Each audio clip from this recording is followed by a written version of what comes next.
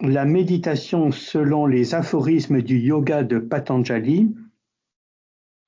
Avant de laisser la place à notre ami qui développera donc ce thème, nous ferons quelques brèves paroles d'introduction sur les activités de la loge, sachant aussi que pendant la dernière partie de cette soirée, donc environ pendant les 3 derniers quarts d'heure, vous pourrez poser des questions sur le thème de ce soir, auquel il sera répondu selon l'enseignement de la théosophie par un panel de 2 personnes.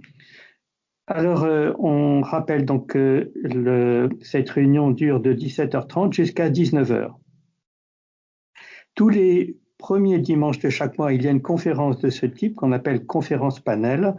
La prochaine et la dernière pour ce cycle avant l'été sera le 6 juin, les mythes et les symboles, langage de l'âme.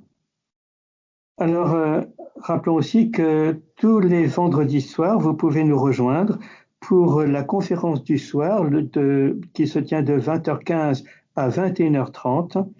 La prochaine, le 7 mai, le thème sera celui d'une réunion particulière. Le thème sera H.P. Blavatsky et le véritable service de l'humanité. Voilà, une soirée consacrée à la mémoire de Blavatsky.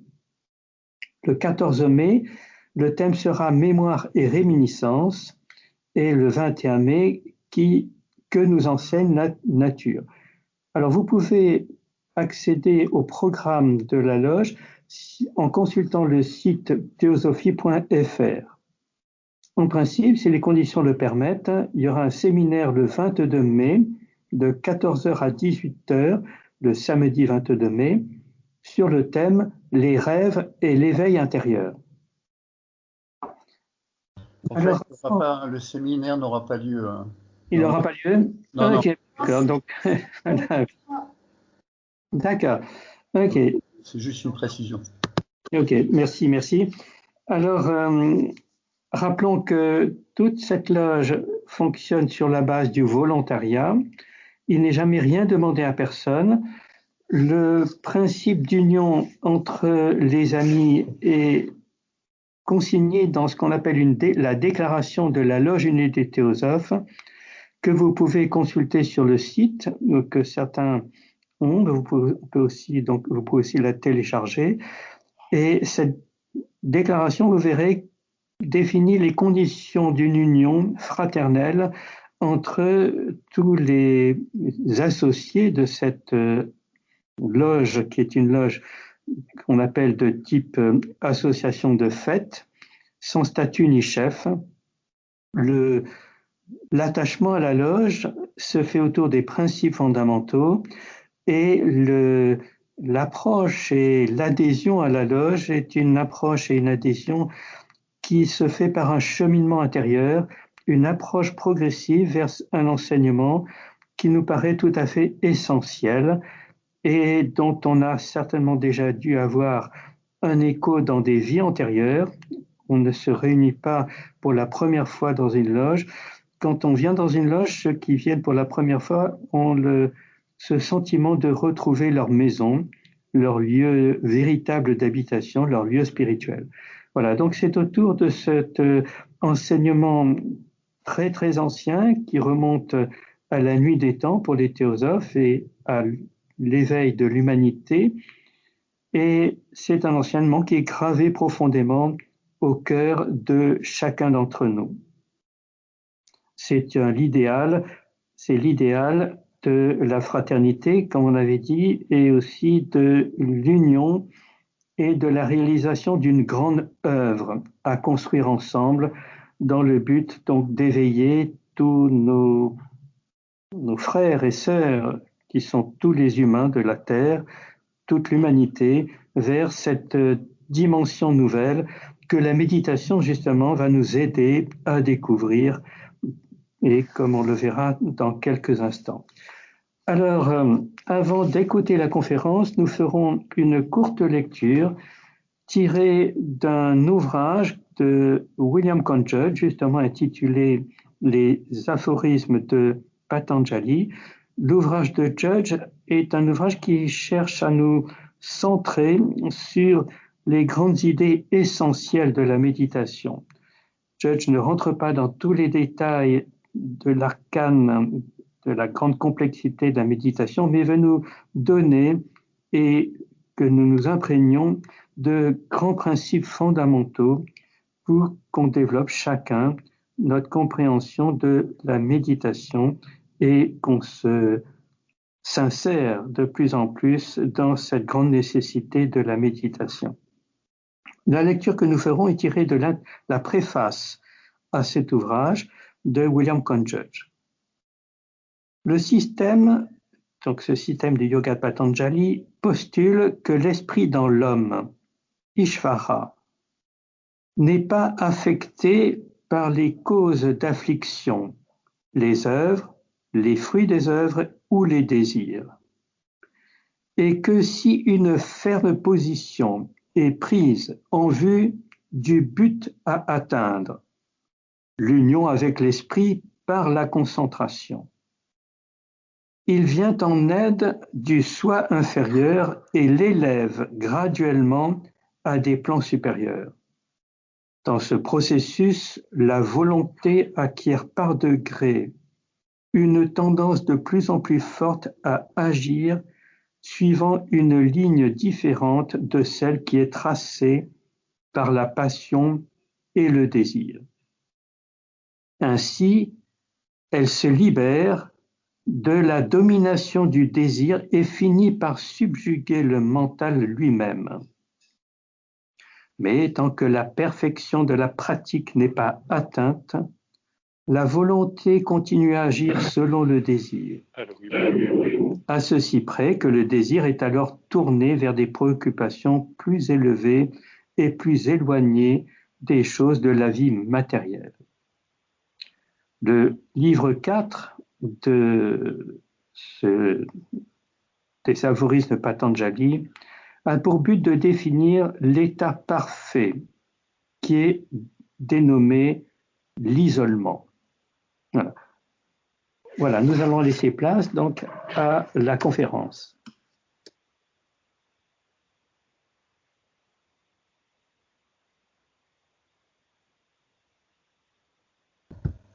Oui, bonsoir amis. Alors ce soir, on a un sujet qui est assez vaste, mais on peut dire quand même en introduction que le mot de méditation est quelque chose qui est dans l'air depuis un certain temps. On peut dire depuis les années 80, avec les efforts qui ont été faits par des éminents chercheurs des sciences cognitives et puis aussi sous l'impulsion du Dalai Lama et de son entourage pour précisément essayer d'explorer les états de conscience intérieure en rapport avec les méditations et les conséquences au niveau de l'esprit, ce qu'on appelle l'esprit, c'est-à-dire le mental pour les théosophes. Donc cette idée de méditation, elle est dans l'air. Aujourd'hui, on parle beaucoup de mindfulness, c'est-à-dire la méditation de pleine conscience, la méditation de pleine présence, ou alors tout simplement la pleine conscience ou la pleine présence. Ça a été mis en avant avec des auteurs comme Thich Nhat Hanh, comme Mathieu Ricard, comme des psychiatres comme John Kabat-Zinn, Christophe André en France. On a aussi l'auteur Denis Rinpoche aussi. Alors ce sont des mots qui ont été vulgarisés un peu, on voit ça dans certains hebdomadaires, etc. En fait, il y a l'idée que l'application moderne aujourd'hui de cette idée de pleine conscience, c'est une certaine forme de bien-être, et donc ça rentre, par exemple, l'université d'Oxford développe des formations de psychothérapeutes et avec application dans le monde des affaires pour être plus, disons, présent et moins se laisser subjuguer, emporter par ses émotions. On doit dire que là, il y a deux traditions qui sont vraiment derrière. Il y a le bouddhisme, donc c'est effectivement 6e siècle avant l'ère commune avec le Bouddha. Il y a effectivement, par exemple, il y a des textes du bouddhisme qui sont le sutra de l'établissement de l'attention, qui donnent tout un ensemble de détails justement sur cette pratique. On a aussi parlé dans des stages en rapport avec le bouddhisme de samatha, c'est-à-dire en fait c'est la stabilité, l'égalité du mental, vipassana ou vipassana, suivant la langue, qui effectivement est ce regard introspectif mais qui essaye d'être objectif. En fait, tout ça, c'est une forme aujourd'hui donc que l'on peut rapporter à cette méditation de pleine conscience. Mais là, ce qui nous préoccupe, ce qui nous intéresse ce soir, c'est la tradition du yoga que l'on doit à Patanjali. En fait, Patanjali n'a pas inventé cette tradition. Patanjali, pour la théosophie, c'est bien plus vieux que ce que les orientalistes modernes lui donnent. Donc, en fait, ça remonte à l'époque juste après la vie du Bouddha, en fait. Donc 5e, 6e siècle avant l'ère commune. Et donc Patanjali a écrit, a consigné dans un ouvrage très concis qui fait 196 versets. Donc c'est un petit livre en fait, en 4 parties comme on va le voir. C'est un manuel de référence de l'école du yoga. Ceux qui ont fréquenté des groupes de yoga en fait, on fait référence dans ces écoles de yoga à Patanjali. On parle aussi de Raja Yoga parce qu'il y a différentes formes de yoga.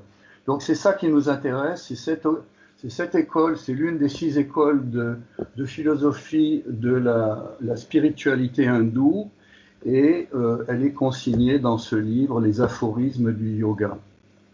Alors il y a dans ce livre donc ces 196 versets, il y a 4 parties. D'abord la première partie s'appelle Samadhi, c'est-à-dire en fait c'est la transe du yogi, c'est-à-dire c'est un état très profond. C'est pas de la conscience de méditation ordinaire, mais c'est un état d'introspection très profond. On va voir, on va avoir l'occasion d'en parler évidemment.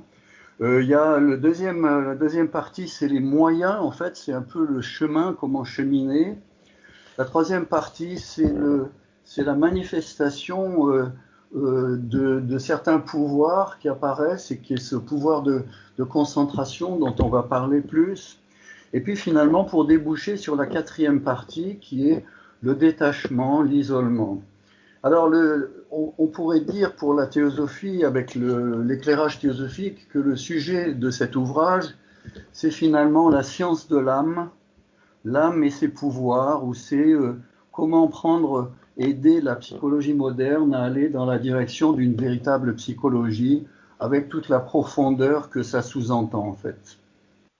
Alors bien sûr, les approches de mindfulness ne sont pas contradictoires avec ça, mais c'est en fait un aspect qui reste en rapport avec la conscience de veille, alors que le yoga de Patanjali va explorer la profondeur de l'âme. Alors, il y a quelques notions de base. On nous a lu un extrait très intéressant de la préface de ce livre, de la traduction que Judge a faite des aphorismes. Effectivement, il y a quelques idées de base qu'il faut rappeler avant d'aborder le contenu des différentes parties. Alors, il y a l'idée de l'âme, le mental, le désir, la volonté. Ce sont des concepts, en fait, on a tendance un peu à tout mélanger dans la pensée occidentale, mais pour la théosophie, pour Patanjali, on le verra dans le 2e livre, l'âme, c'est le perceveur, c'est-à-dire, en fait, c'est en nous ce qui est le pouvoir de perception qui est là et qui va effectivement être l'élément moteur. Le désir, c'est quelque chose qu'on connaît évidemment, on n'a pas besoin de définir le désir, mais qui emprisonne aujourd'hui la volonté, et c'est un élément qui a été lu dans le passage aujourd'hui. Notre volonté, qui est d'origine spirituelle, n'est pas libre vraiment, mais elle est emprisonnée par nos désirs personnels. Et à partir de là, l'objectif sera effectivement de libérer cette volonté progressivement de la domination du désir et pour arriver à subjuguer le mental lui-même. Donc le mental, qu'est-ce que c'est pour la théosophie? C'est un instrument de l'âme. Ça n'est pas l'âme lui-même, et on va voir que finalement, jusqu'au bout, jusqu'au cheminement de cet ouvrage, on va s'apercevoir qu'il y a une distinction à faire entre le mental et l'âme, et que c'est la clé de la libération.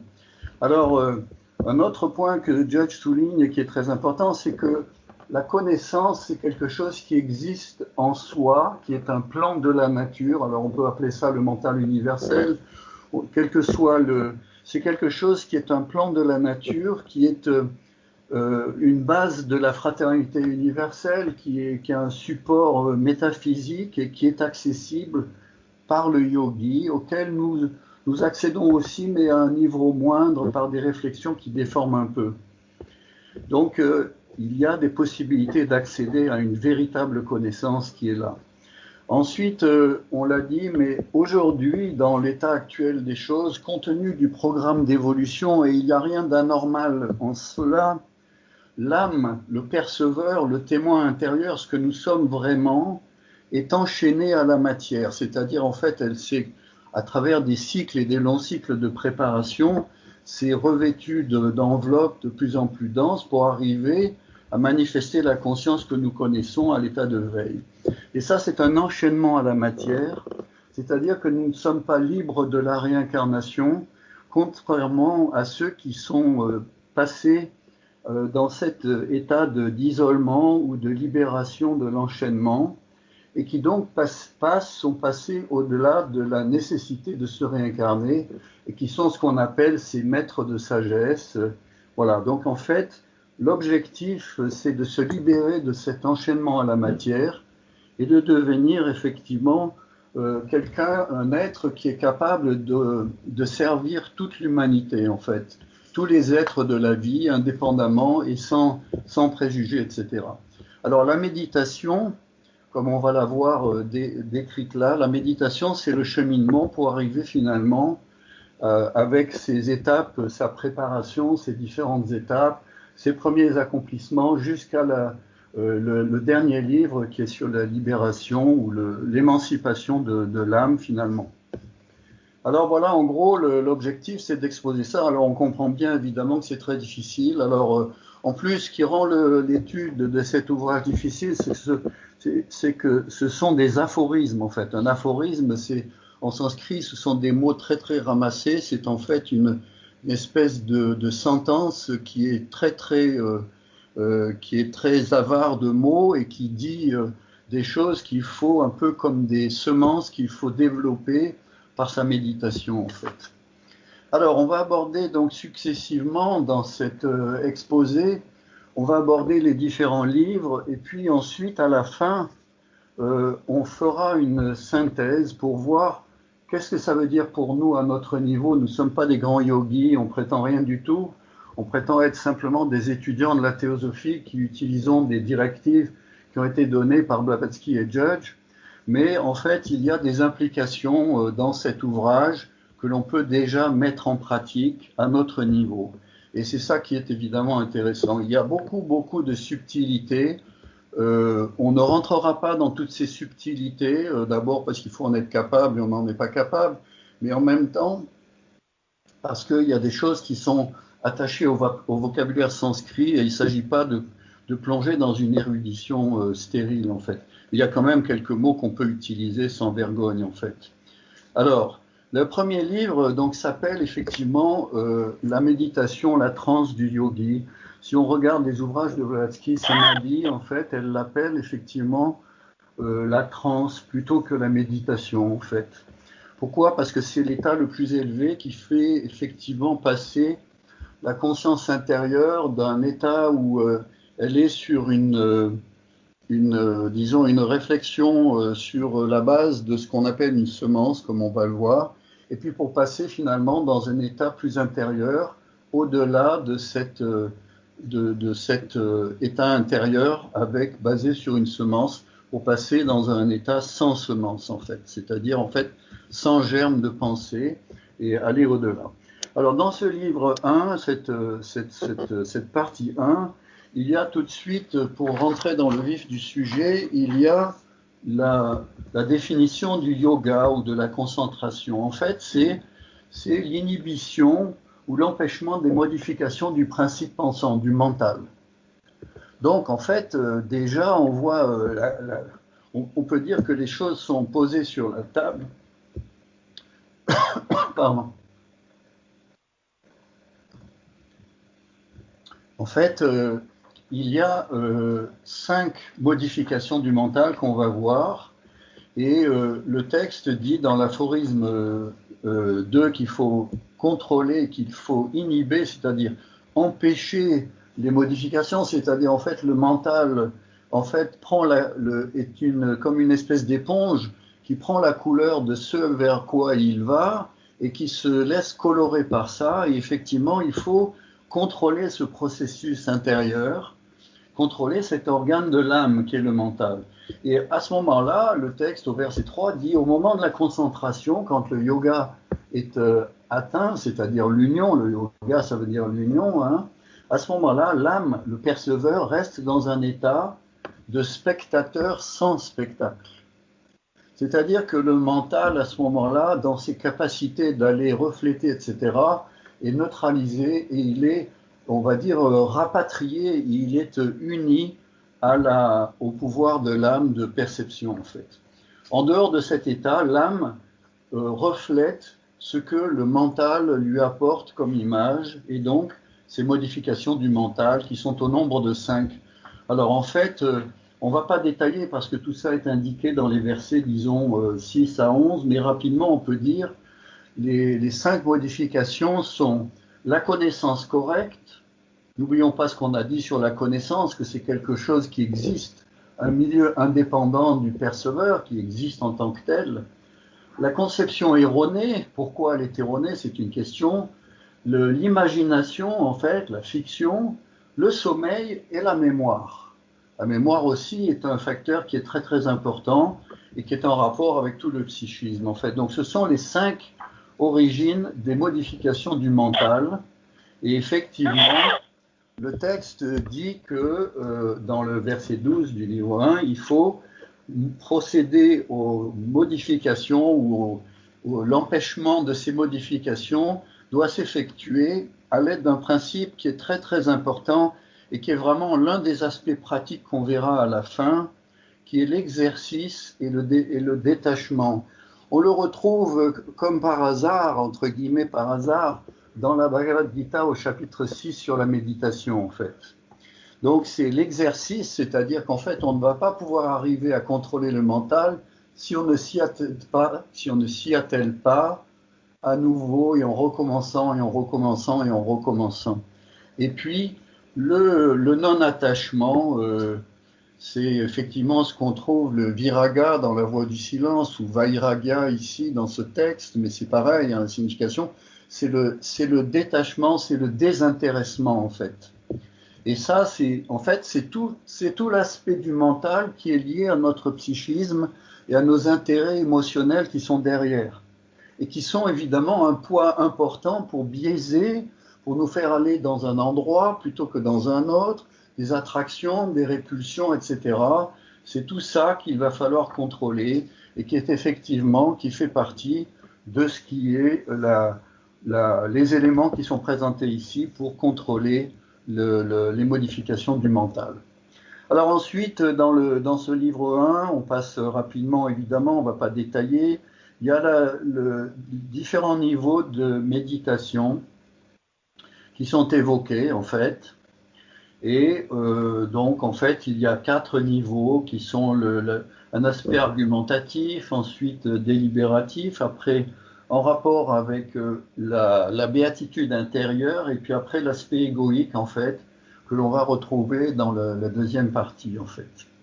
Après, il y a une section qui peut paraître inaperçue et qui est, si on n'avait pas la théosophie pour nous aider, on pourrait peut-être passer un peu comme ça, mais qu'on retrouve quand même dans les Upanishads, qui est très présente, c'est en fait le concept d'Ishvara. Ishvara, c'est la conscience collective, en fait, qui soutient toutes nos consciences individualisées. En fait, si nous sommes des entités manasiques, c'est-à-dire des principes pensants, des individualités qui allons de réincarnation en réincarnation, c'est qu'il y a en nous un fil de vie qui nous soutient et qui vient de cet Ishvara, qui est la collectivité de conscience de ce logos manifesté.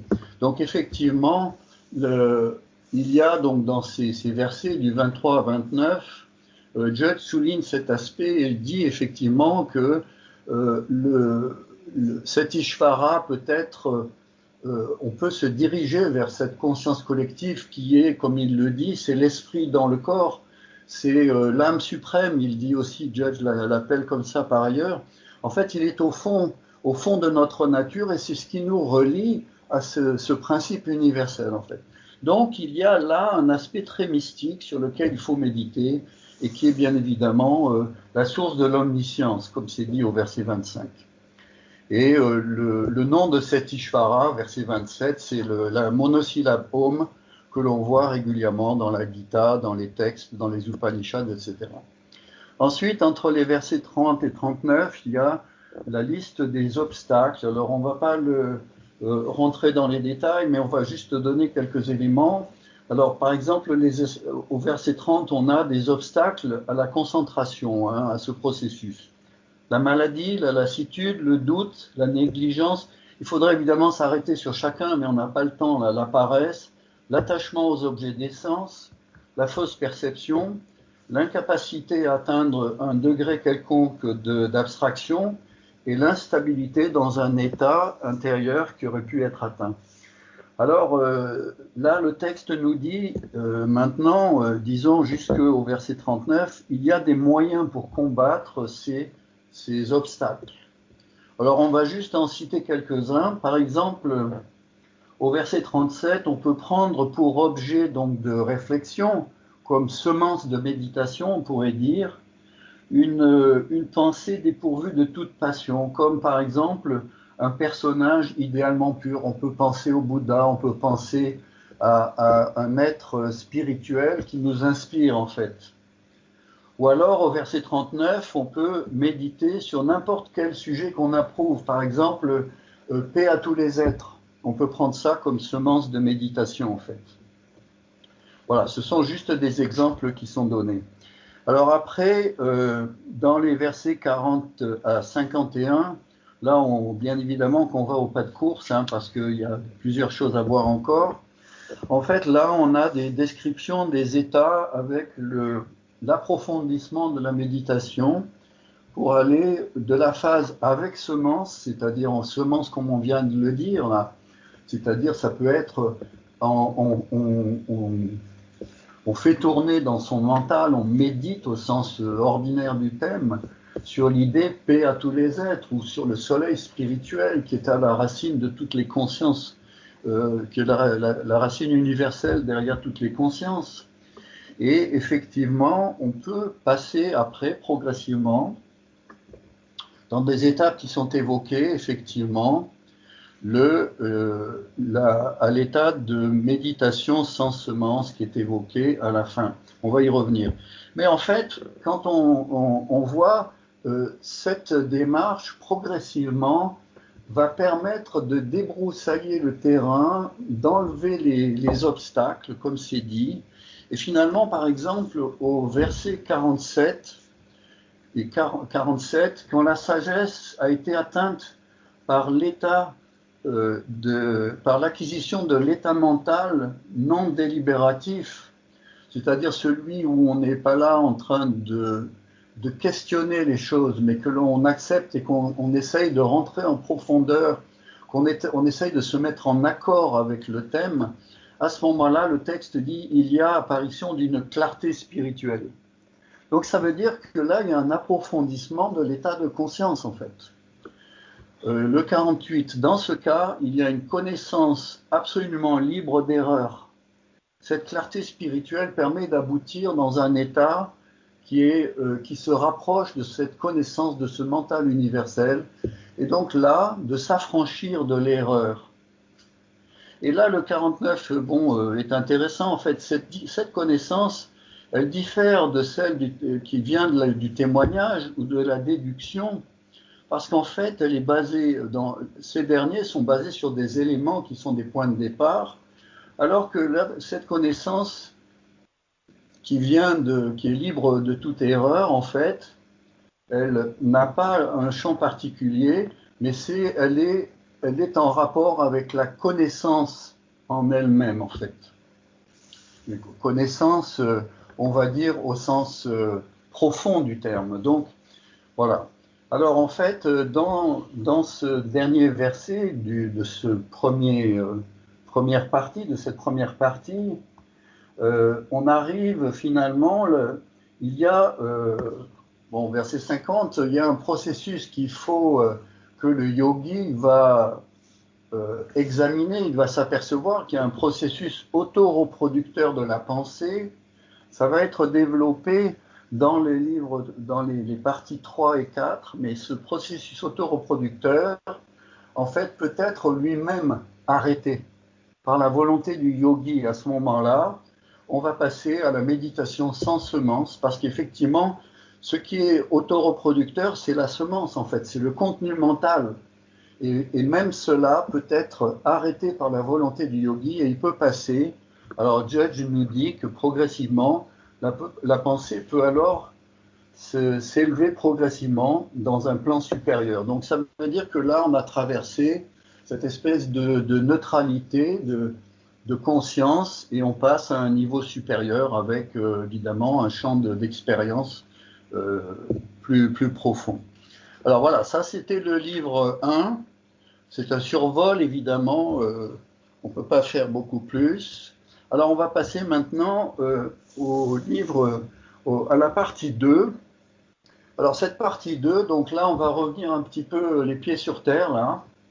On a à la fin du livre 1, on était sur la méditation sans semence. Maintenant on va revenir à des choses plus concrètes. Effectivement, ce livre 2 ouvre sur les moyens, en fait. C'est par quoi on va cheminer, comment, en fait, avancer, comment celui qui est le yogi, qui veut se mettre sur ce chemin, va pouvoir avancer. Alors, il y a plusieurs choses qui sont dites, évidemment, il y a beaucoup de choses même. Alors, le premier verset donne la note tonique et montre ce sur quoi repose toute cette deuxième partie. En fait, la partie pratique de ce yoga repose sur 3 piliers. La dimension ascétique, c'est-à-dire ce qu'on appelle tapas en sanskrit, c'est-à-dire la discipline en fait, la discipline ascétique. La récitation à voix basse, donc ça c'est une concentration intérieure sur un thème de méditation et sur la recherche de cette, on va dire, dimension spirituelle qui est la seule à l'intérieur qu'on puisse trouver. C'est pas à l'extérieur que le divin va être trouvé, mais c'est à l'intérieur de notre conscience. Donc c'est ce que Judge appelle plus loin la répétition silencieuse ou à voix basse, effectivement. Et puis il y a le troisième pilier qui est l'abandon à l'âme suprême qu'on avait déjà trouvé en fait en rapport avec Ishvara. Parce que cette âme suprême, c'est Ishvara. C'est donc dans le verset 23, c'est exactement comme ça, c'est-à-dire que l'état de méditation abstrait peut être atteint par un abandon à l'âme suprême. Alors, il est évident que ça, pour la théosophie, avec les yeux du théosophe que l'on est, du théosophe que nous sommes, en fait, on voit bien de quoi il s'agit quand on lit les lettres qui m'ont aidé.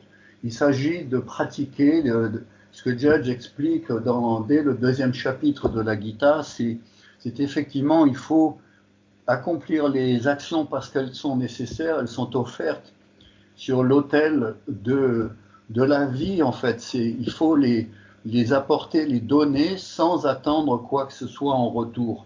Donc, en fait, il faut effectivement comprendre que ce pont avec cette conscience collective qui nous soutient, qui comprend toutes les composantes de cette Ishvara, c'est pas juste une entité, mais c'est la collectivité, la conscience collective. Blavatsky insiste beaucoup dans le premier volume de la doctrine secrète, dans la clé de la théosophie aussi.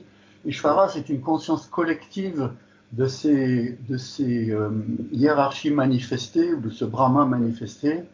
Et donc, effectivement, c'est c'est qu'on va remplacer son égocentrisme par l'abandon à cette âme suprême.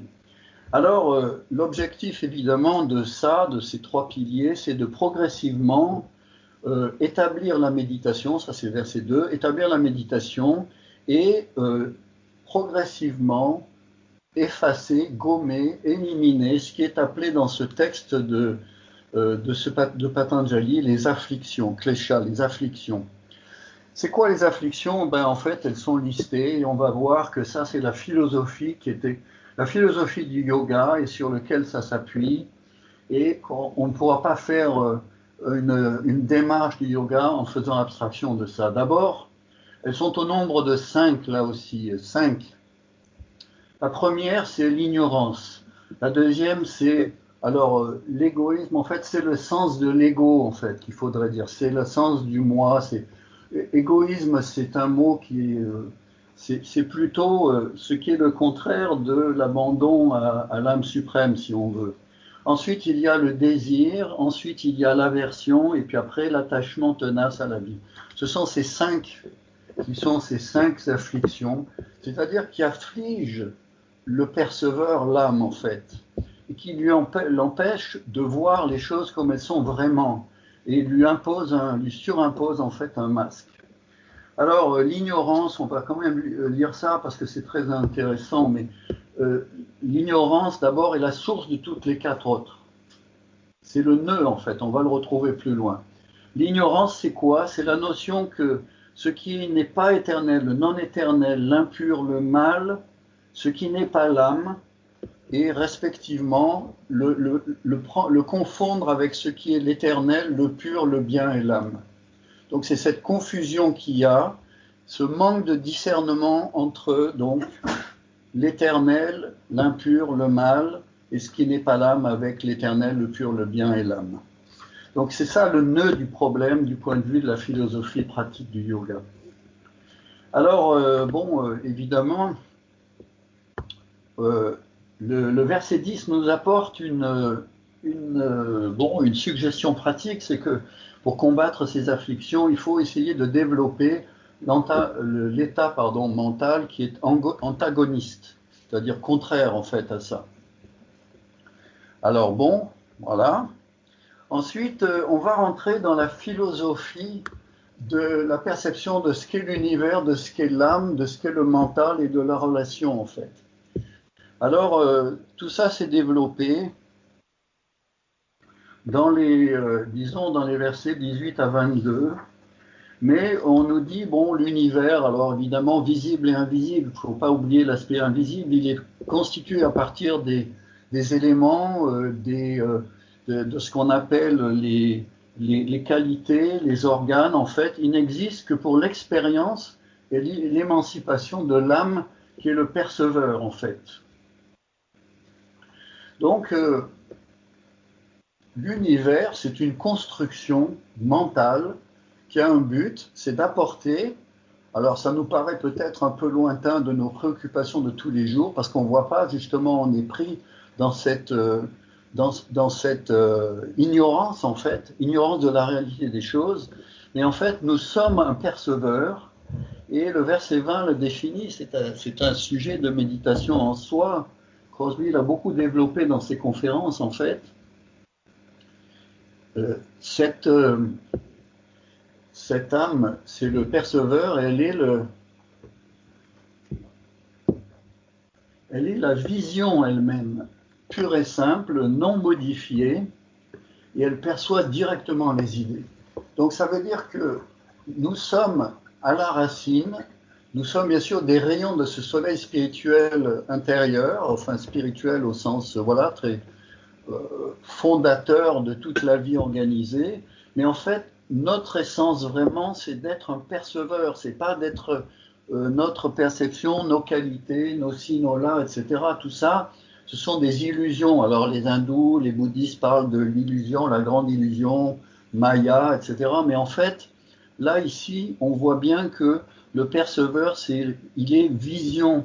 La vision, c'est définitivement la vision elle-même, pure et simple, non modifiée. Mais ça ne veut pas dire que le fait d'être cette vision non modifiée, il n'y a pas des choses qui ne sont pas évidemment après modifiées. Et l'univers lui-même donc existe pour les besoins de cette âme, de ce perceveur.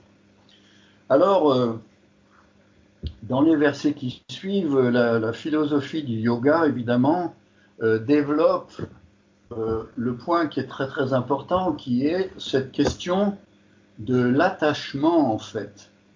L'âme, par le biais du mental, est effectivement dans une situation d'ignorance, et la cause effectivement de la conjonction de cette âme avec la pensée et de la perception, la façon dont elle perçoit l'univers, cette cause c'est l'ignorance. Et pour se libérer, en fait,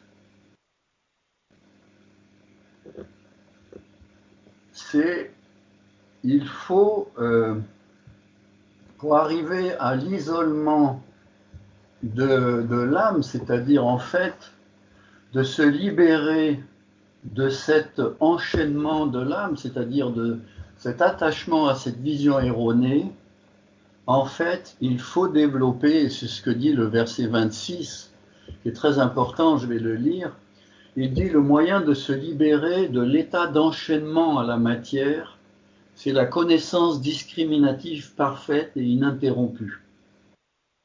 Donc résumons, l'âme, le perceveur, perçoit des choses du monde, de l'univers qui l'entoure, à travers une vision qui est erronée, qui est ce qu'on appelle l'ignorance. Cette vision erronée, la tâche, elle est effectivement prise dans un processus de réincarnation, et il est nécessaire de développer, et tout le reste du livre va être attaché à expliquer comment développer cette connaissance discriminative parfaite et ininterrompue.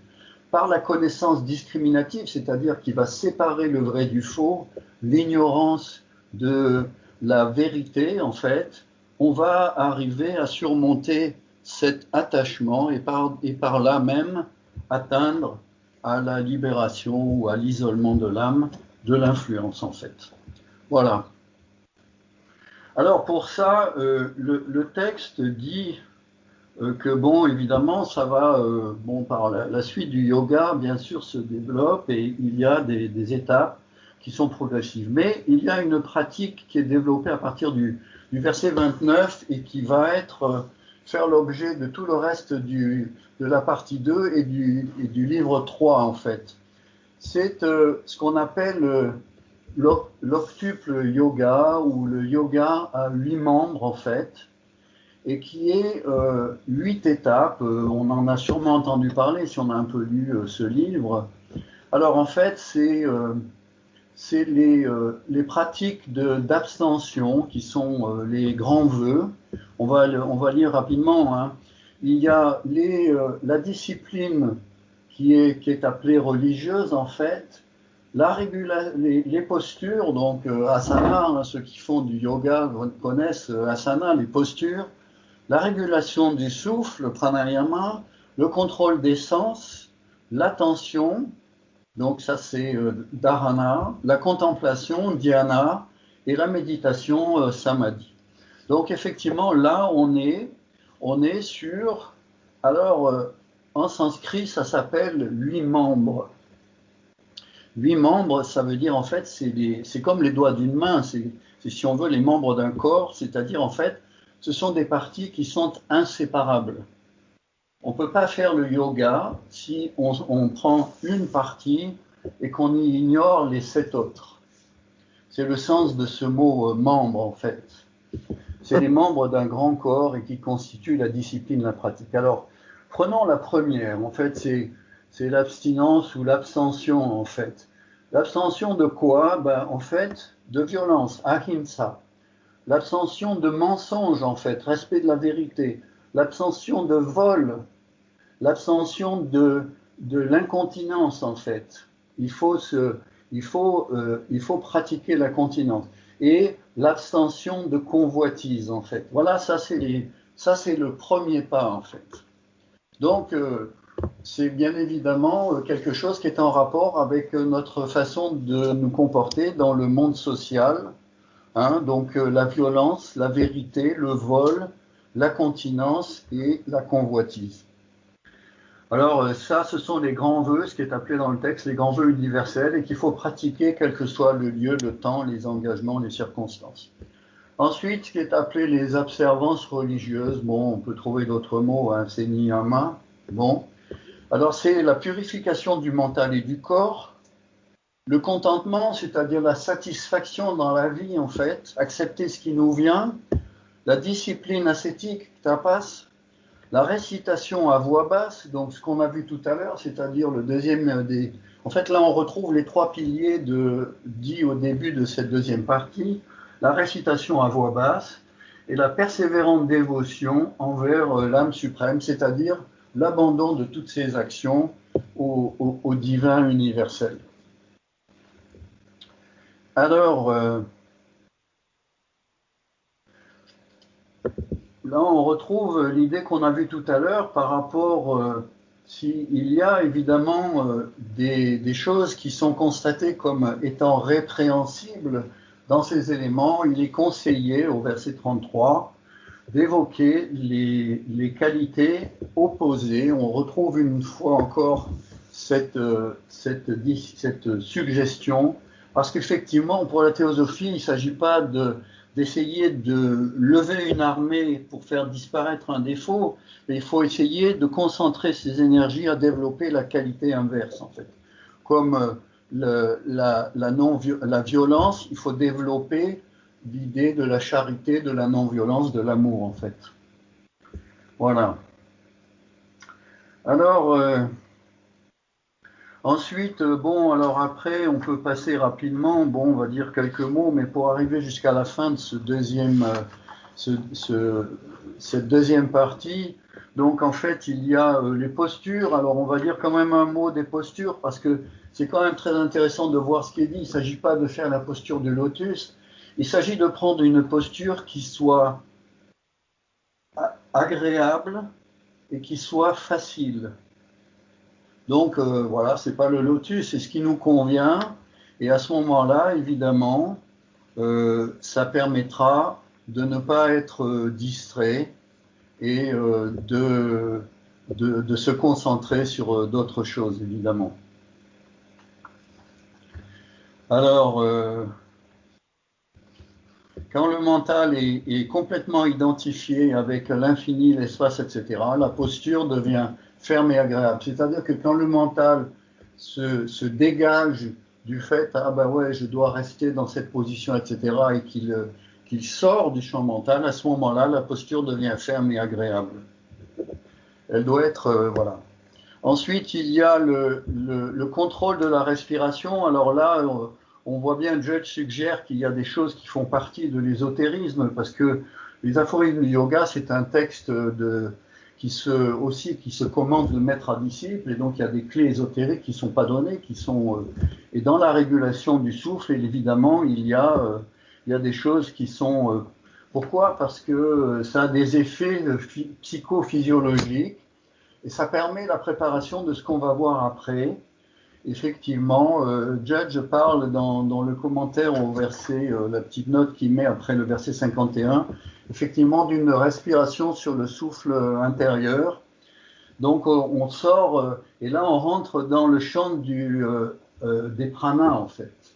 C'est-à-dire en fait de ce que le Vedanta appelle l'enveloppe des pranas, le prana kosha en fait. Donc là, c'est clair qu'on est sur une démarche d'intériorisation, de retrait. Et l'étape suivante qui s'appelle pratyahara en sanskrit, c'est-à-dire en fait, c'est le fait que le mental doit amener les sens à se retirer vers l'intérieur, c'est-à-dire en fait, le mental, en fait, c'est un peu le roi des sens. La voie du silence dit c'est le Raja, c'est le roi des sens. Il faut l'amener à se retirer vers l'intérieur, tous les sens, et donc sous le contrôle du mental.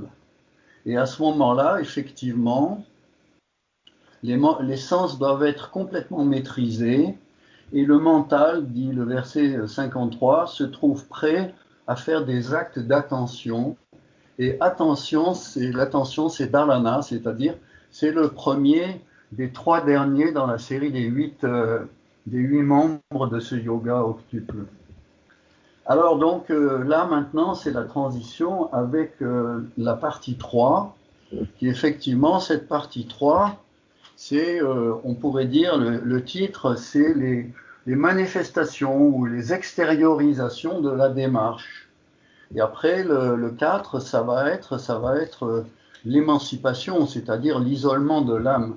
Mais là, on est donc sur, on prend le processus donc sur les 3 dernières étapes qui sont alors l'attention, ce qu'on appelle dharana, en fait, qu'on retrouve dans le premier traité de la voie du silence.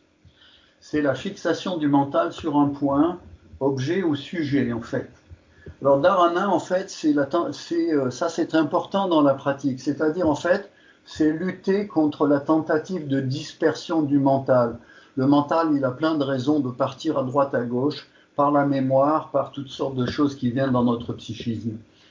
Cette pratique, c'est l'attention, c'est-à-dire c'est le ramener. Effectivement, on pourrait dire aussi la concentration, c'est-à-dire en fait, c'est le ramener sur un point que l'on a choisi, intérieur, objet ou sujet. C'est-à-dire faire en sorte que ça soit cet objet-là et que donc on mobilise la volonté forcément en faisant ça.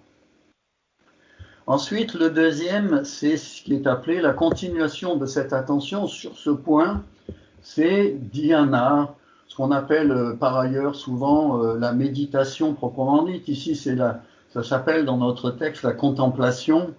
C'est-à-dire que là, quand on a choisi un objet et qu'on arrive à maintenir le mental dessus, il faut essayer de rester sur cet objet, sur ce mental, et on va dire, c'est un peu ce qu'on appelle habituellement la méditation, c'est-à-dire on fait tourner cette idée à l'intérieur ou cet objet, donc de manière unique en fait. Ensuite, la troisième étape qui s'appelle samadhi ou la méditation, c'est cette contemplation quand elle est pratiquée seulement sur un objet et qu'elle fait en sorte que la conscience rentre à l'intérieur de l'objet. Finalement, va aller comme si c'était une semence que l'on ouvre et que l'on va pénétrer, et à ce moment-là, ça s'appelle samadhi.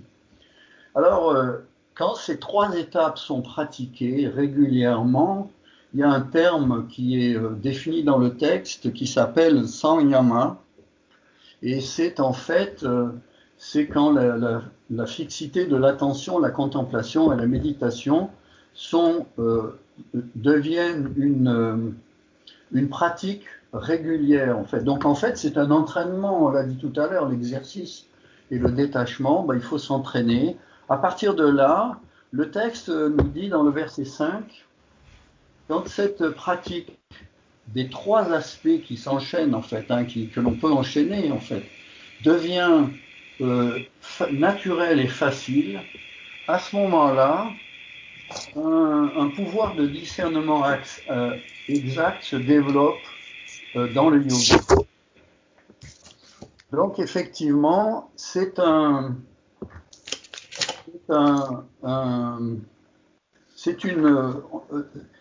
pouvoir là qui commence à apparaître et qui donne une capacité au mental d'explorer effectivement des choses, et on va voir dans le texte des exemples qui sont pris en fait.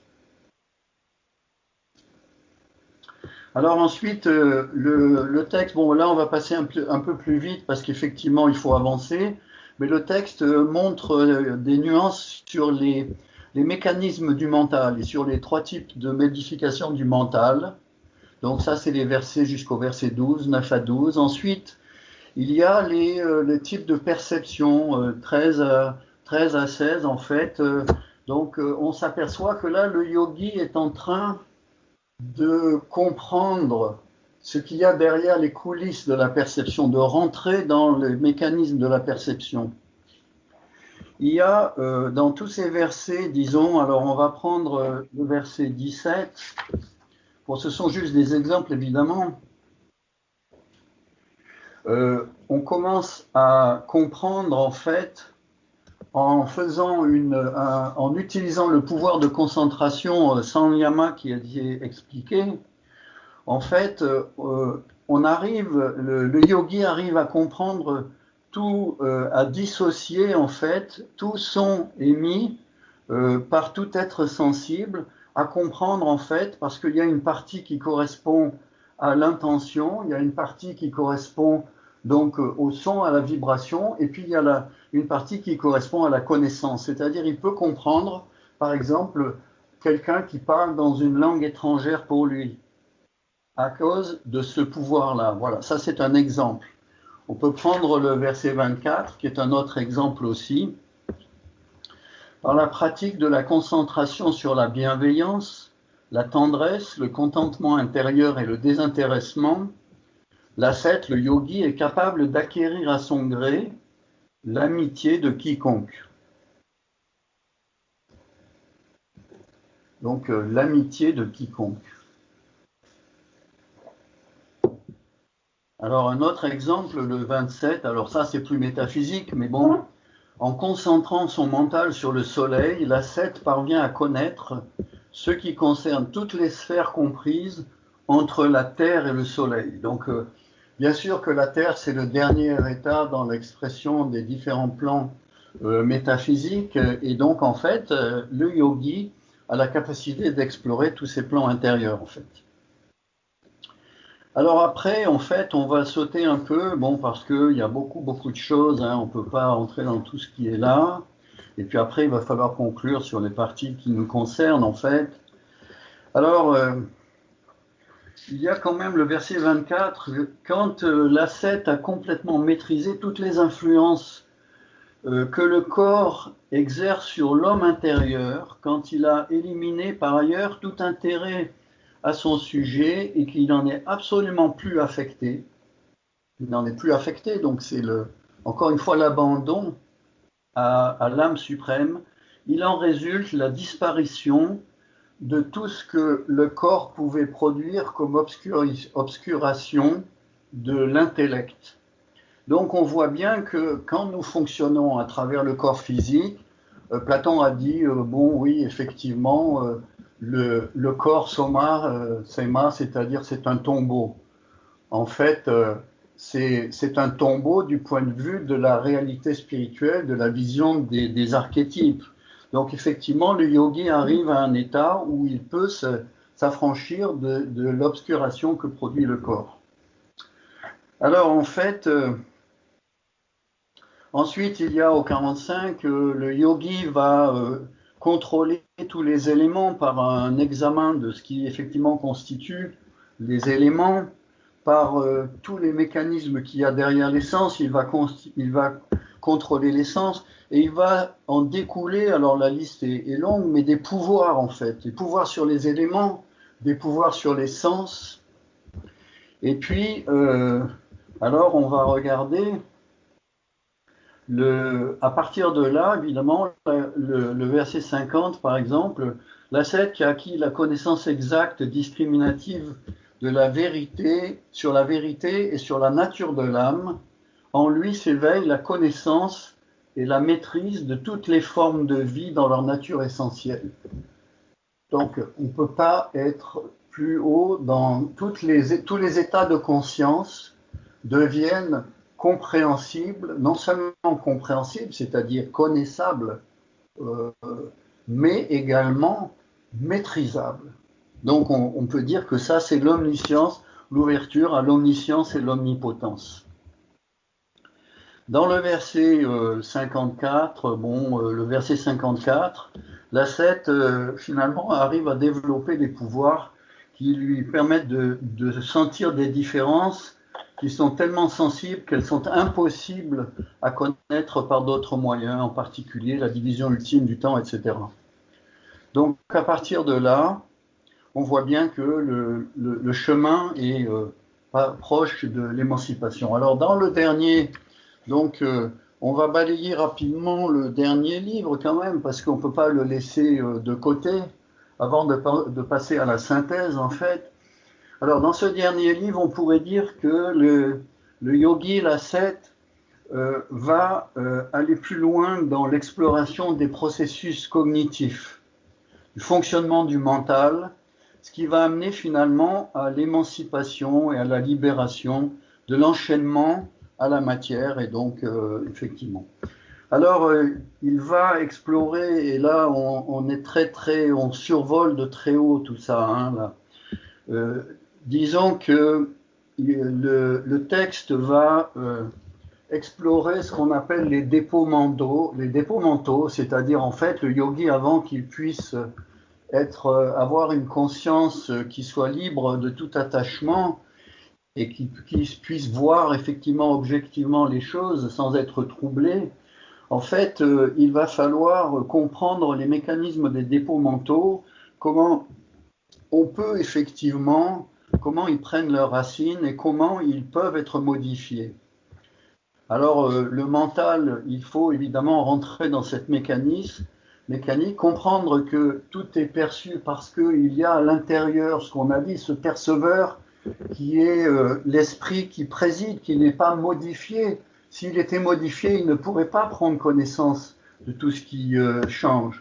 Et donc, on voit dans les versets, par exemple, 21 à 24, donc on survole évidemment là à grands traits, hein, que le mental est différent de l'âme.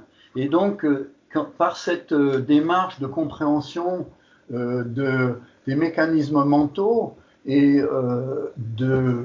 d'utilisation du pouvoir de concentration du yogi sur ces mécanismes-là, le yogi va finir par maîtriser lui-même ces processus du mental. Donc là, on arrive par exemple au verset 22, quand le mental est uni à l'âme et qu'il est pleinement versé dans la connaissance. Pleinement versé, ça veut dire, cette connaissance qui est on a dit, qui est un réservoir universel, accessible pour ceux qui sont capables de se mettre au diapason de ce niveau. En fait, quand le mental est uni à l'âme et qu'il est pleinement versé dans la connaissance, à ce moment-là, il embrasse universellement tous les objets. Donc ça veut dire qu'il acquiert l'omniscience. Il n'y a pas un endroit, parce qu'effectivement l'omniscience, l'univers est une construction par le pouvoir de la fabrication on va dire, de l'illusion, de la maya, on va dire, du principe cosmique. Effectivement, il peut aller au-delà et déconstruire effectivement ces apparences.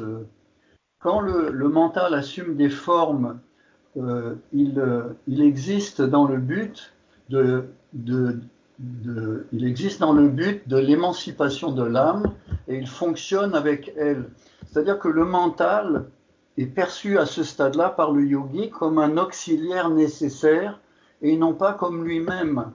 Et donc, pour celui qui connaît la différence entre la nature de l'âme et celle du mental, la fausse notion concernant l'âme prend fin, c'est-à-dire que le yogi réalise ce que c'est que vraiment cette âme et il ne la confond plus avec le mental. Alors, il y a à ce moment-là, évidemment, le dernier verset du livre, le 31, c'est qu'effectivement, les qualités qui constituent l'univers manifesté, les fameuses trois qualités qu'on trouve développées abondamment dans la Gita, en fait, ce jeu alternatif des modifications des qualités arrive à son terme pour lui, et à ce moment-là, son âme réalise ce but, et à ce moment-là, ces qualités sont réabsorbées pour lui, et l'âme se trouve dans un état uni avec le mental, c'est-à-dire en fait, elle est dans sa propre nature, c'est l'isolement, c'est-à-dire qu'en fait, on fait la boucle avec ce qu'on avait vu au début. On se souvient, on a dit tout à l'heure, au moment de la concentration, c'est-à-dire du yoga, l'âme demeure dans l'état d'un spectateur sans spectacle.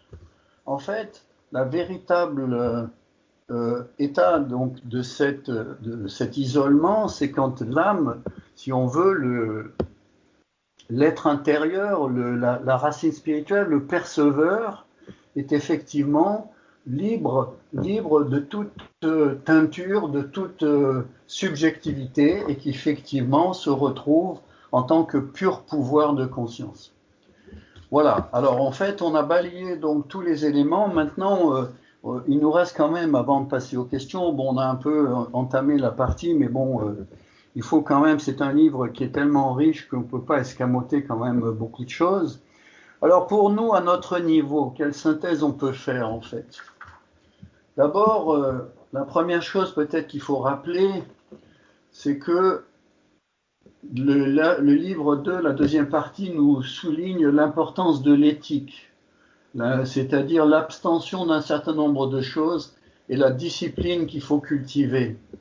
Cette éthique, cette abstention de choses qui sont des poisons de l'âme, en fait, ou si on veut, voilà, des poisons de l'âme, comme dit le bouddhisme, en fait, il faut le faire par l'exercice et par le désintéressement, l'abandon à l'âme suprême. C'est-à-dire, en fait, il faut le faire, il faut savoir que les résultats peut-être viendront dans 2, 3 vies, pas forcément tout de suite, mais c'est quelque chose qu'il faut garder en tête.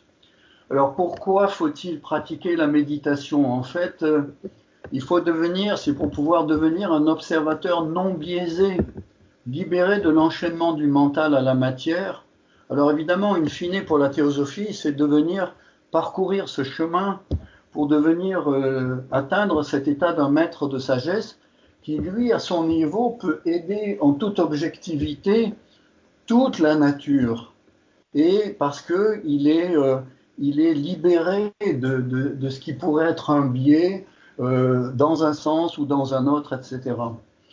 La méditation à notre niveau, comment la pratiquer? Donc, autre point, évidemment, la méditation sans substance, ça viendra en son temps, peut-être pas là, c'est évident, mais il faut effectivement prendre les conseils qui sont donnés dans ce livre, et il y en a beaucoup, et méditer sur un thème, sur un objet, sur un être auquel on pense, qui nous est cher, quelque chose sur quoi le mental peut se fixer, et effectivement pratiquer l'exercice et le faire comme quelque chose de nécessaire pour les besoins de l'âme et avec désintéressement.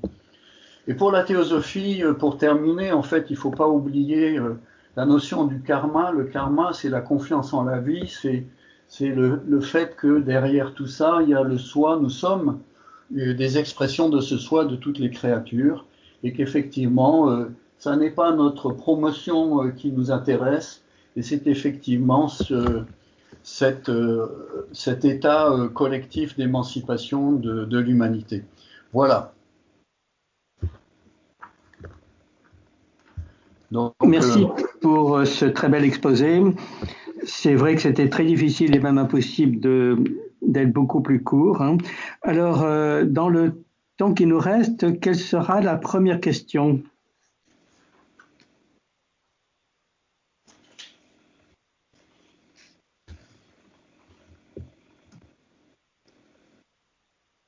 La première question. Moi, j'ai une question.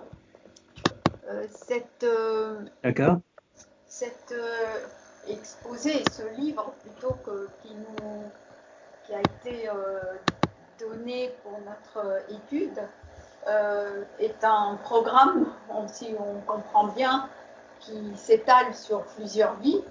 Alors, pour l'homme moderne, comment l'inciter à commencer à le faire, mais dans le bon esprit, c'est-à-dire avec ce côté, on va dire, confiance dans la vie, sans vouloir un résultat immédiat, parce que notre société nous propose souvent des méthodes avec un résultat très rapide, alors que là, on a l'impression que c'est un travail de longue haleine, mais qui est en profondeur. Oui, c'est une question donc effectivement importante. Hein. Comment convaincre l'homme moderne de l'importance de la méditation telle que Patanjali la développe, hein, sachant que ça sera un processus de très longue durée qui ne pourra certainement pas se faire en une seule vie et dont les résultats effectivement seront étalés sur plusieurs vies. Oui, alors un point important que développe Judge pour répondre justement à cette question, me semble-t-il, c'est de comprendre que cette méditation, et on l'a compris à travers d'ailleurs tout ce qui a été dit, hein, n'est pas ponctuelle. Elle a des aspects ponctuels où le yogi renforce son pouvoir de méditation, d'attention, de concentration, etc. Mais c'est une opération de toute la vie. Judge insiste sur cette notion de méditation de la vie dans ses explications qu'il donne sur la Bhagavad Gita pour comprendre la Bhagavad Gita. Cette méditation d'une vie, on emporte la semence en nous-mêmes dans ce qu'on appelle la vision prospective à la naissance. On a chacun d'entre nous un programme à accomplir et il me semble que le premier aspect de la méditation, c'est de nous calquer sur l'exigence de ce programme. C'est qu'on résume parfois par l'expression « qu'est-ce que la vie attend de moi ?» D'autres compléments peut-être pour répondre à la question? Oui, moi, on peut quand même souligner qu'il y a toute une partie aujourd'hui, bon, qui est plutôt rattachée au bouddhisme, comme on l'a dit en introduction, mais il y a toute une partie de la pensée moderne qui essaye de développer cette notion de pleine présence, en fait, ou de pleine conscience. Effectivement, la pleine conscience sous-entend l'idée qu'on ne se laisse pas embarquer dans un flot ininterrompu et qu'on ne passe pas son temps à courir, mais qu'on se ménage des étapes, on se pose. Donc effectivement, on a déjà là des jalons. Ça ne va pas aussi loin que la théosophie, effectivement, le suggère à travers ce qui a été dit, hein, et la réponse qu'on vient d'entendre. Mais c'est vrai que ce sont des points, donc il y a un certain nombre de personnes dans le monde moderne qui se sont rendues compte de cette espèce de tourbillon dans lequel on va et qui a un côté un peu fou en fait. Et que donc, d'où l'idée de se poser à chaque instant et d'arriver effectivement à prendre du recul pour pouvoir avoir un comportement qui est le mieux adapté à la situation. Et donc la nécessité d'un peu une espèce de liberté par rapport à cet entraînement. Donc c'est vrai que la théosophie ne peut être que d'accord avec un commencement et qu'après on peut imaginer que on se pose et qu'effectivement on est dans la journée des points d'attache, hein. C'est-à-dire que chacun peut se dire là, bon, avant d'entamer une nouvelle action ou quelque chose, etc., je me pose, je me replie intérieurement et puis avoir, comme ça a été dit aussi, des piliers le matin et le soir. Bon, on n'en a pas parlé parce que bon, mais c'est vrai que ça peut être des points d'attache qui sont aussi effectivement importants et donc des rappels qui sont faits et que l'on s'impose. Donc effectivement, tout ça, quand on met ça ensemble, qu'on garde l'idée c'est la méditation d'une vie, qu'il faut semer des points de rappel, effectivement, et puis des points délibérés où on se pose, on prend un texte, on prend un livre, on prend ce qu'on a envie, on essaye de pratiquer ça à son niveau. Quand on conjugue tout ça, effectivement, on remplit ce livre de la méditation d'une vie et progressivement, par l'étude, voilà. Et c'est vrai que, alors, le courant moderne est très, on voit bien, c'est le zapping intégral, mais il y a beaucoup de gens qui commencent à être saturés de ça.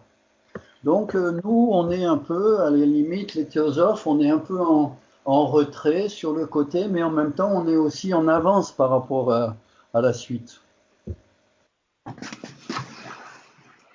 Oui, très exactement, hein.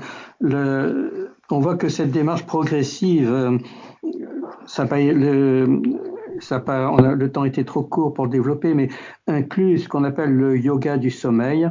Et aussi, c'est un aspect de cette méditation d'une vie, c'est d'incorporer tous les instants de notre vie et toutes les phases de la vie dans le même processus de concentration. Maintenant, c'est vrai que dans le bouddhisme, cette idée du recul, du repli intérieur, s'appelle le prendre refuge. Hein. Bon, cette prise de refuge a des degrés selon les sutras et les tantras. Dans le tantrisme, on va trouver toutes les explications qui mènent justement jusqu'aux plus hauts états développés par Patanjali et intitulé à la fin comme le Dharma Mega Samadhi.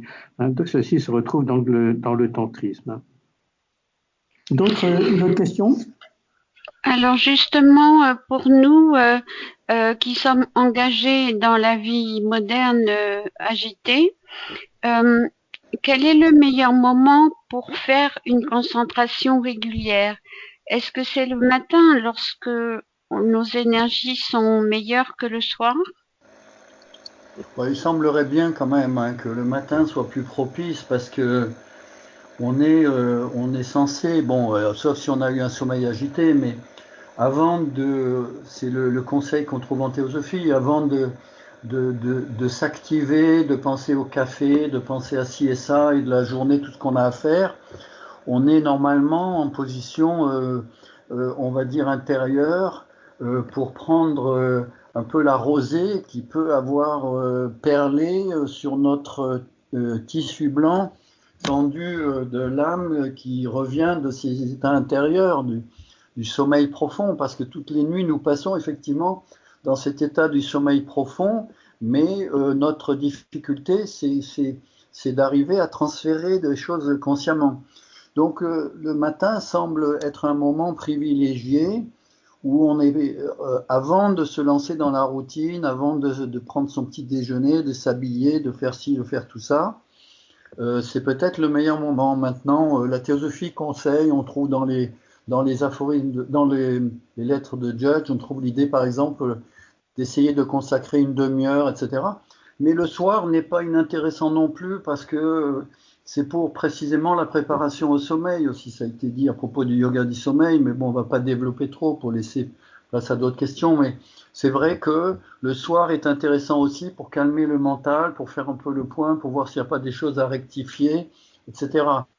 Mais disons que c'est quand même intéressant de se fixer. Et puis dans la journée aussi, des moments de rappel, c'est-à-dire que on est toujours pris, si on a un métier, si on a des trucs, des courses à faire, etc., on peut s'imposer un rappel. Il y a par exemple dans l'école dans le centre des pruniers de Thich Nhat Hanh, là, dans le sud-ouest, ils ont une espèce de gong qui est frappé à une certaine fréquence, et boum, chacun s'interrompt dans sa tâche à ce moment-là, et c'est un moment où on est invité à prendre du recul par rapport à ce qu'on faisait, et voilà. Donc, et puis après, ça dure quoi, 1 minute, et puis après on reprend son activité en fait. Donc on peut s'imposer intérieurement aussi des moments de rappel, et ça veut dire qu'on n'est plus le pilote automatique en fait. C'est pour se dégager du pilote automatique. Oui, tout à fait. Hein. La théosophie va insister aussi sur la loi des cycles, hein, d'essayer d'utiliser toujours le même moment de la journée pour effectuer cet exercice de méditation. Alors on a dit que si le matin ou le soir ne s'y prête pas, de trouver dans la journée un autre moment. On peut trouver aussi d'autres idées en rapport avec les cycles.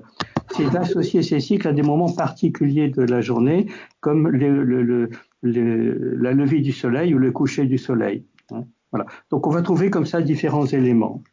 Peut-être une autre question?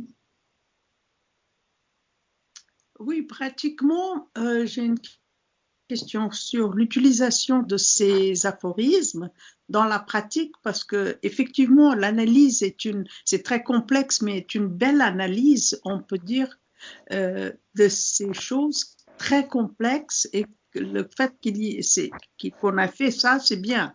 Mais pour utiliser, la question c'est, est-ce que on doit commencer à utiliser un peu de ces 4 livres, en ce sens que tout se tient. Si on dit on va faire juste livre 1, verset par verset, enfin aphorisme par aphorisme, et après on passe au livre 2, etc., ça semble, ça semble pas très pratique. Par contre, faire un petit peu dans chaque livre nous fait prendre conscience comment c'est un peu lié aussi. Et quel est le conseil que vous pouvez donner? Oui, c'est effectivement une question aussi importante, hein. Donc, quel serait le conseil pour utiliser donc cet ouvrage, sachant que on comprend que tout se tient dans cet ouvrage, mais qu'il y a aussi une progression. Voilà, comment faire à notre niveau pour le pénétrer quand même suffisamment pour en faire un ouvrage utile, hein. Alors, il faut dire que beaucoup d'aphorismes sont déjà accessibles en nous-mêmes. Par exemple, quand il est parlé de la bienveillance, la référence à l'Ishvara, la notion de la stabilité du mental, on va trouver en parcourant le livre une série de conseils et d'applications pratiques dès l'immédiat. Maintenant, c'est vrai que ce livre va aussi nous poser beaucoup d'interrogations. Il va nous interpeller. Dans ce sens, ça sera donc dans cette manière où il va nous interpeller ou laisser des questionnements en nous. Il va laisser place à un processus plus profond. Il a été parlé tout à l'heure de la graine. Donc, les zones que l'on ne comprend pas seront comme des graines qui, à un moment donné, vont germer en questionnement, en voie de recherche. Voilà. Et parce que ce livre est un livre de recherche, c'est un livre, comme il a été dit tout à l'heure, extrêmement condensé, certainement là, en une centaine de pages, c'est le résumé de dizaines de milliers de pages, hein. Voilà. Donc, ne pensons pas qu'on puisse tout comprendre à partir de cet ouvrage. Néanmoins, il éveille en nous des sens cachés, une mémoire enregistrée, accumulée donc dès l'origine de cet univers. Donc, il va nous baliser progressivement un sentier intérieur. Voilà.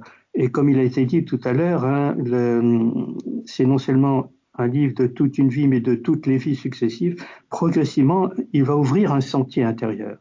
Voilà. Il me semble que c'est un point important, mais il ne faut pas donc se laisser accabler par la complexité. Au début, il faut chercher que le simple qui va nous toucher tous les jours.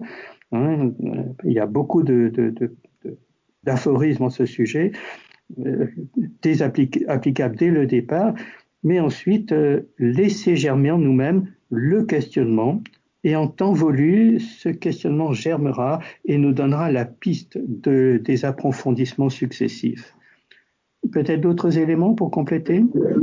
Oui, je pense que, bon, il y a deux choses qu'on peut dire. D'abord, il y a une suggestion que l'on trouve, qui avait été faite dans les Tea Table Talks, publiée par la revue de Judge, en fait, qui dit qu'un aphorisme, c'est une semence qu'il faut faire éclater, ouvrir. Donc, s'il y a quelque chose un aphorisme dans lequel on ressent quelque chose, donc il y a une première suggestion, il faut se fixer sur cet aphorisme et il faut le faire tourner. Il faut revenir et revenir et revenir et revenir pour voir toute la profondeur qu'il peut receler. Donc ça, c'est une première approche. Ensuite, en ce qui concerne le livre lui-même, en fait, on peut déjà, disons, recommander deux choses, en fait. C'est-à-dire qu'il vaut mieux se focaliser, ignorer dans un premier temps les livres, disons, les parties 3 et 4 qui sont assez métaphysiques, assez difficiles, qui sont en rapport avec les processus mentaux, la cognition, la perception, le contrôle des sens, tout ce qui est, etc. Et se focaliser surtout sur la première partie du livre 1, parce qu'il y a beaucoup de choses pratiques, et puis surtout sur le livre 2, qui donne toute la philosophie des afflictions, comprendre. Il faut vraiment réfléchir sur cette histoire des afflictions. Pourquoi tout ça vient de l'ignorance? Ensuite, qui produit la notion du moi, asmita, la notion de je suis. Ce je suis, il est faux en fait, parce qu'il s'appuie sur une ignorance. Ensuite, l'attraction, ensuite la répulsion, et qui produit finalement l'attachement à la vie en fait. C'est bon, il y a dans ce livre-là plus l'octuple yoga.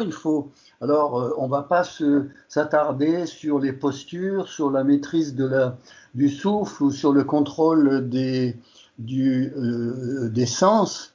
Ça, bon, c'est des choses qui sont un peu plus complexes, mais tout ce qui est dit avant, c'est-à-dire en gros jusqu'à bon, on va dire jusqu'au verset 45, hein, compris, c'est-à-dire du 1 jusqu'au verset 45 du livre 2, c'est tout à fait abordable en fait. Tout à fait abordable. Donc il faut se concentrer, comme ça a été dit, sur des choses, et puis il faut se choisir un verset ou deux versets, ou voilà. Et effectivement, il faut se lancer en fait. C'est ça aussi, parce que bon, on se dit ah ouais, c'est très difficile. Et ce qui est très difficile, c'est le côté intellectuel. On peut se gargariser avec des mots, on peut faire référence à beaucoup de systèmes, etc. Mais c'est pas la question là. La question, c'est qu'est-ce que ce qui est dit là sous les yeux, qu'est-ce que ça m'apporte. Quand on dit l'âme et le perceveur, regardez ce que Crosby dit dans toutes ses conférences. Il renvoie à l'esprit unique, le soi un, agir pour et comme le soi de toutes les créatures. En fait, ce sont des choses pratiques, donc il faut faire le pont avec ces idées-là. Qu'est-ce qui est dit dans ce livre, effectivement, et on va retrouver ces grandes idées. Le soi, l'idée que c'est le perceveur, effectivement, il est la vision non modifiée. Donc ça veut dire qu'il y a quelque chose en nous qui est non modifié, mais qui est comme l'œil. Et en fait, ce qui est modifié, c'est toutes les perceptions en fait qui sont modifiées. Donc on a besoin d'assimiler, et c'est peut-être très difficile. Alors il faut se contenter effectivement de choses qui nous parlent plus. Et chacun, et c'est là où est notre karma, on ne peut pas recommander une chose plus qu'une autre, mais par contre il faut utiliser son intuition intérieure pour sélectionner quelque chose. Et il ne faut pas avoir peur, il n'y a rien à gagner en fait, il n'y a rien à perdre non plus. En fait, dans cette vie-là, on va faire un certain chemin, et puis on peut prendre un, et puis après essayer un autre. En fait, il faut vraiment avoir confiance, et il faut se lancer en fait. Il faut penser que c'est possible d'aller plus loin à l'intérieur de l'implication de ces versets. Voilà, oui, merci. Alors, effectivement, ce qui a été dit tout à l'heure, hein, donc de laisser tourner ces versets auxquels on adhère dès le départ et qui nous sont pour nous très importants, dans le processus de mûrissement de ces versets, utilisons aussi cette notion du yoga du sommeil. Hein. Judge insiste sur ce point-là aussi en rapport avec la Bhagavad Gita. Donc, on emporte dans notre sommeil profond cet attachement à certains versets et des questionnements aussi qu'on peut avoir autour. Et dans le processus de sommeil, des éclaircissements vont se mettre en place. Et là, on voit que c'est toute notre structure intérieure, notre structure physique et toute notre structure de plus en plus subtile qui va être nettoyée, transformée. C'est tout cet aspect du prana yama qui a été évoqué tout à l'heure, qui se met en place. Hein, toute cette physiologie occulte de l'être humain va se purifier et progressivement s'éclaircir, et progressivement la conscience apprendra à utiliser ou à fonctionner avec des outils appartenant au monde supérieur. Et ainsi, donc, la dualité du mental sera progressivement vaincue, la perception de l'unité de la vie de plus en plus discerné et centré. Voilà. Et progressivement, donc le processus d'union auquel il a été fait référence tout à l'heure se mettra en place. Donc la perte de ce fonctionnement duel du mental pour le faire fonctionner uniquement en mode union. Peut-être une dernière phrase de conclusion ? Oui, moi je voudrais revenir sur cette histoire de la plénitude de l'instant présent en fait. C'est c'est quelque chose que l'on peut réaliser en fait et qui se cultive dès à présent et on n'a pas besoin d'attendre 3 vies passées, 3 vies futures, pardon, 3 vies futures. En fait, c'est l'idée il faut être présent, ouvert, attentif, empathique, sans jugement ni conception mentale surimposée. Donc notre grand problème, c'est qu'on a des tas de mémoires, on a des tas d'a priori, on a déjà des tas d'idées qui nous encombrent le mental, le champ mental. Quand on dit le champ mental, c'est le cœur aussi. Et donc en fait, cet instant présent, il faut le vivre dans une simplicité, de manière à pouvoir, comme un chirurgien, c'est-à-dire qu'en fait, il utilise toutes ses capacités sans même y penser. Il faut trouver le comportement le mieux adapté à la situation. C'est arriver progressivement à transformer le fonctionnement de notre conscience de veille dans cette qualité d'ouverture, d'empathie, d'attention, sans jugement ni conception mentale surimposée. Et ça, c'est un peu le grand objectif dire immédiat. Et ça, pour la théosophie, c'est synonyme de l'abandon de tout intérêt personnel, faire les choses, accomplir les actions progressivement, le karma étant là, les choses vont effectivement se transformer et ça va nous permettre d'être plus objectifs, de saisir des occasions, de sentir des possibilités d'aider, de voir les choses différemment. Voilà, donc c'est un grand sujet, Patanjali, mais ne nous perdons pas, n'ayons pas peur de la complexité du livre. Essayons de nous réfugier dans des parties qui nous paraissent plus abordables. Et il y en a forcément. Cherchons-les. Et le reste, effectivement, on peut lire le livre, bien sûr, mais il faut pouvoir se donner du temps là-dessus. Et il faut accepter qu'il y a des choses qui sont plus disponibles et d'autres qui le sont un peu moins aujourd'hui. Voilà.